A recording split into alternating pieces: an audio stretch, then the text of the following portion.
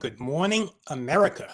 I'm troubled and upset. What if I told you that two convicted murderers, one of those depraved murderers, he executed two FBI agents at point range, and the other one gunned down a mother and her 8-year-old son, who was a witness to a drug crime.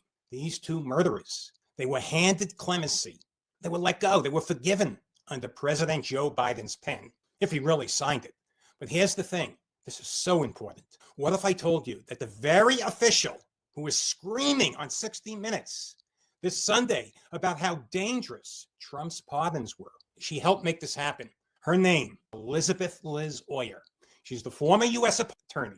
Anyway, Liz, I'm talking to you directly, and I'm talking to 60 Minutes and to every one of my beloved LinkedIn family, every American who is only shown half the story on 60 Minutes. Now, before I read from the CBS transcript, I want you to see the other side of the story. It's the story 60 Minutes buried. Let's talk about Leonard Peltier. He was convicted of murdering not one, two FBI agents. They have names. They were Jack Kohler and Ronald Williams. They were shot in the head. Execution style. This wasn't a shootout. This wasn't in the heat of passion. This was a cold-blooded execution. The other killer, Adrian, he was convicted in connection with the killing of Karen Clark. And if that's not depraved enough, her 8-year-old son, B.J. Brown, fact check this. They lived in Bridgeport, Connecticut. The boy was murdered by Adrian to stop him from testifying. This case was so brutal. This is a fact. It helped trigger Connecticut's witness protection program, all because B.J. Brown was killed. Both of these men, both of the killers, they received clemency from Joe Biden. Elizabeth Liz Oyer, she was the inside. She was the machinery. She was the pardon attorney. She met with the killers' advocates. She met with their attorneys. She drafted recommendations. She was sitting in the very office that moved these cases forward. Now, keep that in the back of your mind while we learn from Liz Oyer how terrible Donald Trump supposedly is for using his constitutional power that every president in American history has held and used. Oyer claims Trump threw out the rules. Not true. I'm going to read from the transcript. These are her words. President Trump has changed the pardon process. All of the traditional rules and procedures pertaining to pardons have been thrown out the window. That's what Oyer said. Watch 60 Minutes. This administration, it appears to be working around the Justice Department rather than with the Justice Department to vet and review application for pardons. Her words. Liz, let's set the facts straight right here. You said that Trump threw out the rules. No, the Constitution threw out your rule book. Your rule book doesn't apply. The pardon power, it belongs to one person, the President of the United States. It has always been personal. Sometimes it's political, sometimes it's controversial. Andrew Johnson, he pardoned all the former Confederates. Richard Nixon, he commuted the Jimmy Hoffa's sentence.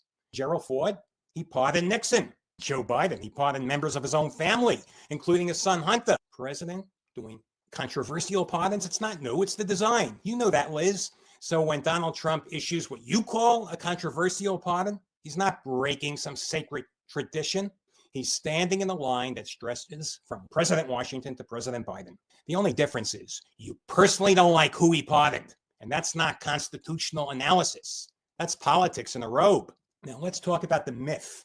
And you said it, and I'm going to read your words. This is a lie. Oyer oversaw pardon applications at the Justice Department. This is from 60 Minutes. From 2022 until this past spring. Traditionally, that's true, people applying through the Office of the Pardon Attorney, good conduct, time since conviction, responsibility, background checks, FBI review. That was what you call the rule. It sounds very noble. It sounds very non-political. It sounds very neutral. But this is what you forgot to tell 60 Minutes. Before you ever walked into that office, President Obama's pardon attorney, I want everyone to fact check this, Deborah Leff, Obama's pardon czar, she resigned in protest. It's on the internet. She can no longer do her job because her clemency recommendations were being reversed by higher ups at the DOJ, and she was blocked from even presenting her views to the White House. She said the president was not being given a full set of views on clemency. Now, that's the broken system you took over, Liz. A system that was so corrupt, so obstructed, that the previous pardon attorney, she walked away rather than lie about it. Did you tell Scott Pelley that, Liz? Did you look into that 60 Minutes camera? And by the way, the office I ran was described as a broken, obstructed mess by one of my predecessors? No, you didn't, because that part, it doesn't fit the narrative where you're the saint and Trump is the villain. You said I was fired for principle. Let's look at what was said on 60 Minutes. Oyer was fired in March after she says she opposed, and you have a right to this, I'll give you that, restoring gun rights to an actor that Trump supported, Mel Gibson. She has since become a vocal critic of the Trump administration. Well, that part's 100% true. Of course, you were fired for pure principle. That's the movie version. The movie version, it writes itself. It could be part of this is true, but it's a lot of spin. Because here's the one thing that is true. You weren't fired for defending actual innocence.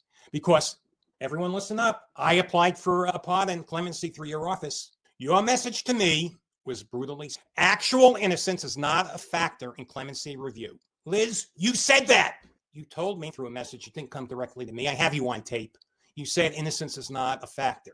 The fact that I've maintained my innocence, the fact that I'm presenting very compelling evidence, that's irrelevant to your process. So let me say this directly, because America, the United States of America, needs to hear this. If actual innocence doesn't matter to you, Liz, then you're not running a justice system.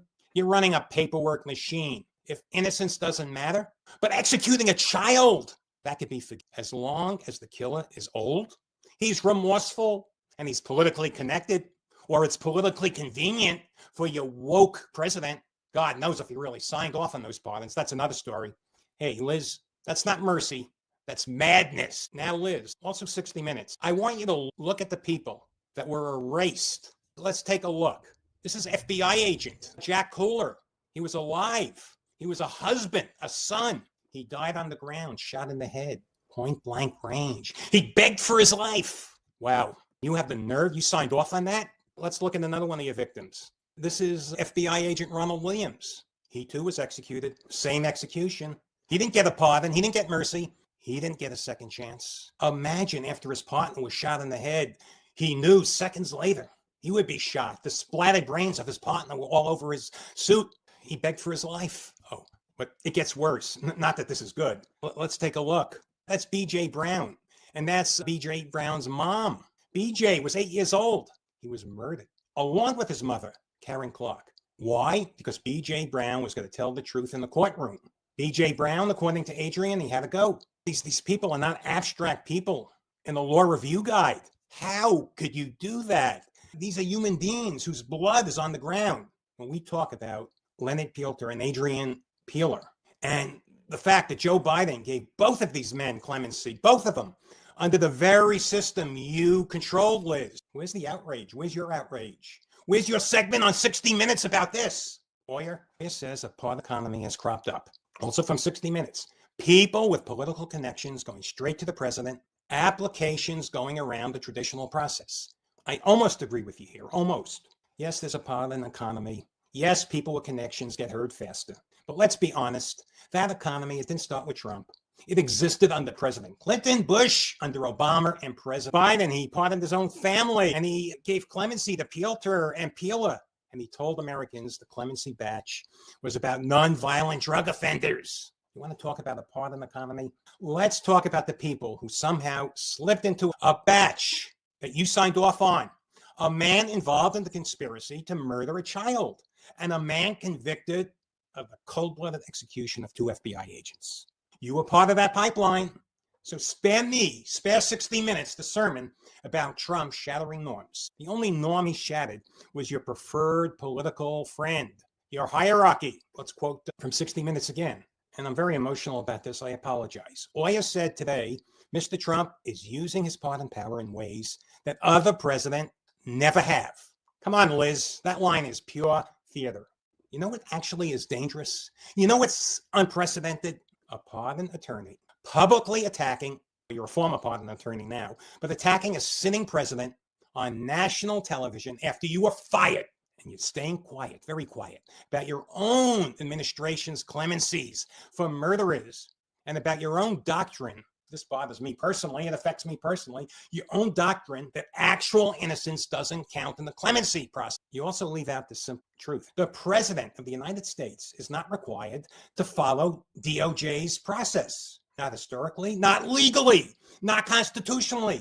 Your office, it's an advisory shop. It's not a constitutional branch of government. Trump is allowed to take applications straight into the Oval Office. So is Biden, so is Obama. You don't get to turn that around because of your hurt feelings. Give me a break. Thank God that it's your old office. It's still there, but President Trump appointed Alice Marie Johnson as pardon czar. We don't have to go through the DOJ, which is stupid, to get clemency. You mean the very office that prosecutes someone decides whether to give them a pardon. We all know why Deborah Leff resigned.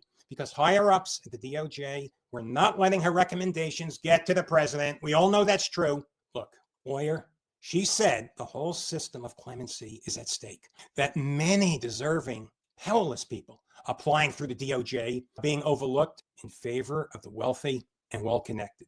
Okay, Liz, on this, you and I should be allies. You're absolutely right.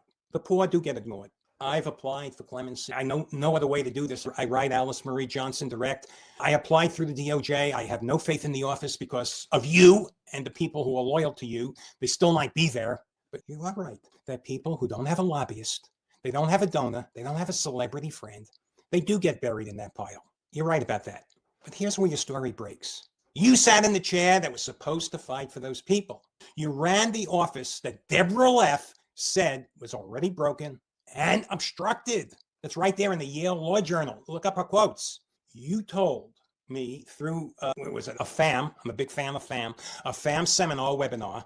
You told an actually innocent man, me, that innocence doesn't matter. I'm not asking you to accept whether I'm innocent or not. All I want is an FBI investigation.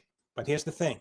Under the presidency, you're not criticizing on 60 Minutes. Your system, it helps set free men tied to the murders of FBI agents and a young Christian black boy. Don't get to pretend you're the Mother Teresa of clemency. Mercy for the powerless, that's so beautiful. But mercy for the powerful and the politically connected, let's get real. You know, it happens. But you're shrugging off innocence. That's corruption.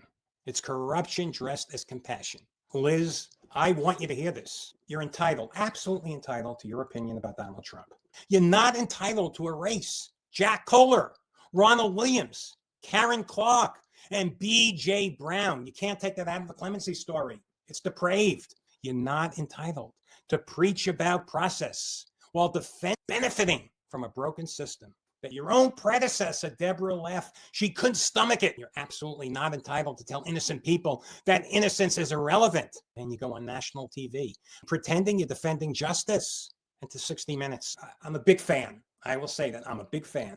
You're supposed to be the gold standard of investigative journalism. Instead, and I'm a fan, but I have to say this, you handed America a one-sided script. You ran a story with a very disgruntled ex-official. She was fired. You never dug into Deborah Leff's resignation letter. You never asked Liz Oyer about Biden's clemencies for Peltier and Peeler. You never pressed her on whether she believes innocence should matter. Come on, let's face it. You reported a half-truth about clemency. And this is a half-truth in an arena that needs the whole truth. A half-truth, that's a lie. To everyone watching, my beloved LinkedIn family, you don't have to love Donald Trump to see the hypocrisy here. Presidents have always issued controversial pardons. That's their constitutional right, including Joe Biden's right to pardon his son. I'm not complaining about that, but he commuted the sentences of Leonard Peltier and Adrian Peeler. There was so much blood on those crime scenes. But if we're going to talk about dangerous use of the pardon power, then we have to talk about all of it, especially Biden's. We have to talk about the people inside the DOJ who decided that the innocence of a man can wait. Today, I'm telling you the story 60 Minutes didn't tell you. It's the story that Liz Oyer didn't tell you. Now you heard it. So until next time, stay well, swim strong, and I'm begging of everyone, I'm begging you, share this video, put it on your timeline, send it to a news source. Just share it, comment, like it. It will help me propagate the message. God be with you. And I apologize.